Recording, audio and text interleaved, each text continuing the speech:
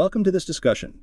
Today, we'll be delving into a PolitiFact article that fact-checks statements made by President-elect Donald Trump during a Meet the Press interview. We'll examine several claims he made regarding tariffs, inflation, immigration, healthcare, and crime. What are your initial thoughts on the importance of fact-checking political statements, especially from high-profile figures? Fact-checking is crucial for maintaining a well-informed public discourse. In a highly polarized political climate, unsubstantiated claims can easily spread and influence public opinion. Independent fact-checking organizations play a vital role in verifying the accuracy of statements made by politicians and other public figures, allowing citizens to make informed decisions. The Trump interview provides a prime example of why this is so important. Let's start with Trump's claim that tariffs cost Americans nothing. How did PolitiFact assess this statement? PolitiFact rated this claim as false. The article highlights that while the Trump transition team cited reports from pro-tariff groups, the vast majority of economists disagree. They argue that tariffs generally reduce overall economic welfare, leading to higher prices for consumers and potential retaliatory tariffs from other countries. The article mentions potential impacts on grocery and gasoline prices. Can you elaborate on those potential economic consequences?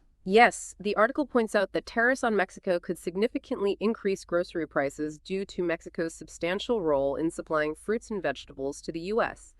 Similarly, tariffs on Canada could lead to higher gasoline prices, particularly in the Midwest, which relies heavily on Canadian oil imports. These are just two examples of the broader economic ripple effects.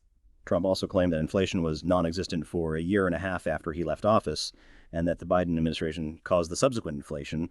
What did the fact check reveal? PolitiFact labeled this claim as exaggerated. While inflation was low towards the end of Trump's term due to the economic slowdown caused by COVID-19, inflation began to rise sooner than Trump stated under Biden. The article attributes the rise in inflation to a combination of factors, including increased consumer demand as the economy reopened and supply chain disruptions. The article also addresses Trump's claim about the number of murderers admitted to the U.S. during Biden's term. What was the finding on that?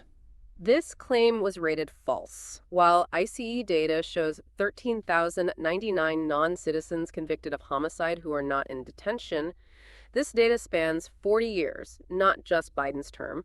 Many of these individuals are already serving prison sentences, further undermining the claim's accuracy. Moving on to healthcare, Trump called Obamacare lousy healthcare. How did PolitiFact assess this? The fact check points to a KFF survey showing high satisfaction rates among those using plans purchased through the Affordable Care Act marketplaces.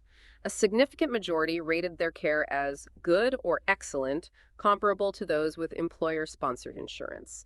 This contradicts Trump's assertion. Finally, Trump stated that crime is at an all-time high. What did the fact check find? This claim was also deemed inaccurate. The article cites FBI data showing that the violent crime rate is significantly lower than its peak in the early 1990s. Similarly, crime victimization rates, as measured by another federal survey, are also far below their historical highs. The article also fact-checks Trump's statement about birthright citizenship. What was the conclusion? The article points out that Trump's claim that the U.S. is the only country with birthright citizenship is false. More than 30 other countries have similar laws, including many in Central and South America. His additional comment about a single foot on U.S. soil granting citizenship is nonsensical. What overall conclusions can we draw from this fact check of Trump's interview? The fact check reveals several significant inaccuracies in President-elect Trump's statements. These inaccuracies cover a range of important policy areas, highlighting the need for careful scrutiny of political claims.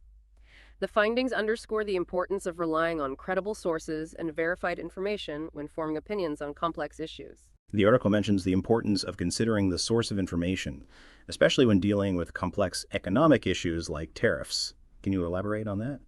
Absolutely. The reliance on reports from the Coalition for a Prosperous America, a group known for its pro-tariff stance, highlights the importance of critically evaluating the source's potential biases. In economic debates, it's crucial to consider the consensus view among credentialed economists, which in this case strongly contradicts Trump's claim about tariffs. The article uses data from various sources, including the Bureau of Labor Statistics, the FBI, and the National Crime Victimization Survey. How does the use of multiple data sources strengthen the fact check? Using multiple data sources significantly strengthens the fact check by providing a more comprehensive and robust analysis. It reduces the risk of relying on a single source that might be biased or incomplete. The triangulation of data from different sources enhances the credibility and reliability of the findings. The article also includes charts and graphs to visually represent the data.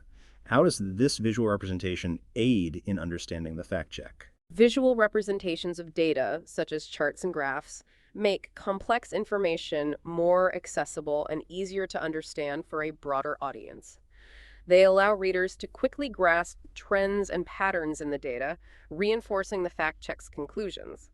This is particularly helpful when dealing with numerical data like inflation rates or crime statistics.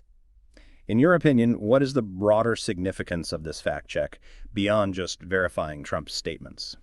This fact check serves as a reminder of the importance of media literacy and critical thinking in the age of misinformation.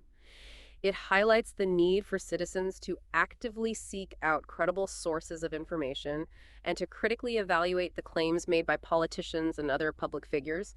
It also underscores the vital role of independent fact-checking organizations in maintaining a healthy democracy. The article includes links to related articles, such as one on Trump's potential revenge prosecutions.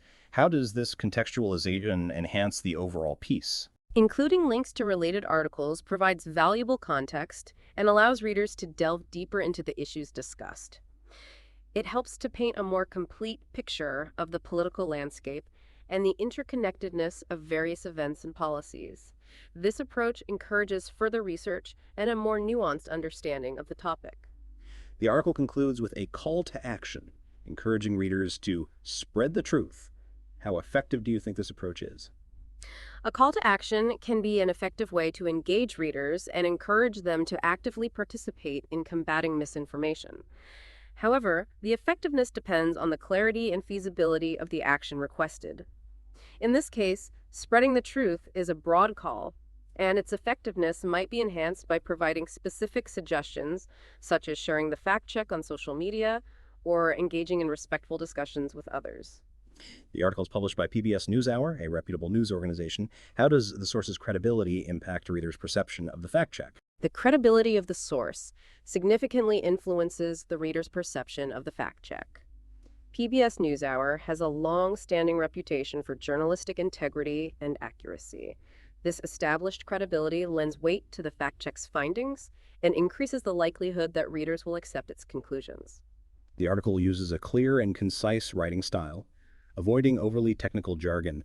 How does this accessibility contribute to its effectiveness? Using clear and concise language, free of technical jargon, makes the fact check accessible to a wider audience, including those without specialized knowledge of economics or political science. This accessibility is crucial for ensuring that the information reaches the broadest possible readership and has a greater impact on public discourse. The article effectively uses visuals, data, and clear writing to present a compelling case. What are the key takeaways for the average reader? The key takeaways are the importance of fact-checking, the prevalence of misinformation in political discourse, and the need for critical thinking when evaluating information. The article demonstrates how easily misleading statements can be made and how crucial it is to rely on credible sources and verified data. The article structure, with its clear headings and subheadings, makes it easy to navigate and understand. How does this organizational structure contribute to its overall effectiveness?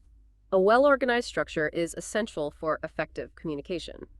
The clear headings and subheadings in this article allow readers to quickly locate specific information and follow the argument's logical flow. This structure enhances readability and comprehension, making it easier for readers to grasp the key findings and conclusions. This has been a thorough discussion of the PolitiFact article. Thank you.